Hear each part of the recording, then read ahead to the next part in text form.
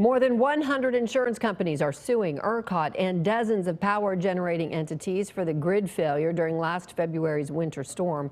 One report says insurance companies are expected to pay more than $10 billion, pay for all that damage, $10 billion in damage and losses. Fox 4's Stephen Dial joins us with more. Stephen.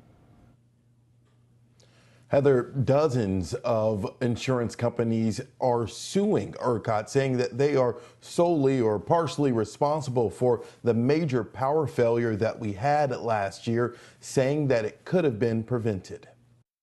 As we head into the first winter season following the power failure last February, Texans are hoping the grid is better prepared for the cold weather.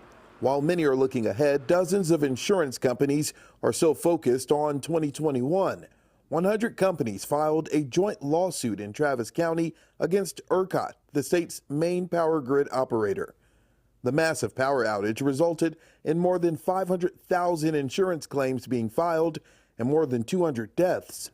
What the point of this lawsuit is to recoup those costs.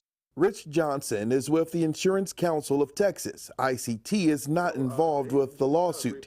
He says while this wide-scale lawsuit isn't common in recent Texas history, similar action has been taken in other states recently. I know in California there have been a couple of lawsuits that have actually been settled with insurance companies and their power companies due to wildfires. So in 2017 and 2018, there were some massive wildfires where it was discovered that lack of maintenance caused a couple of the wildfires.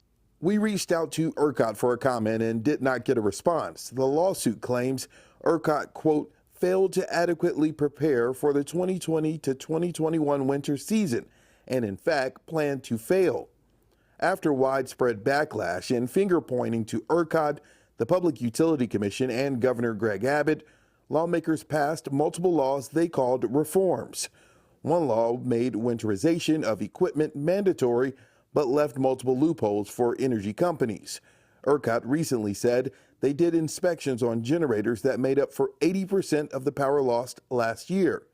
Johnson says the lawsuit can be a lengthy process. Citizens may get some of their out-of-pocket costs returned. So if they had a deductible on their house or their car that was damaged, they may be able to recoup the costs if that's part of the settlement or if that's what happens in this process. Now, last month, ERCOT says that they received all but one of the winter readiness reports. That is now a new rule under the Public Utility Commission that has to be turned in. And ERCOT again saying that they believe that the grid is ready and they have done those inspections for winterization.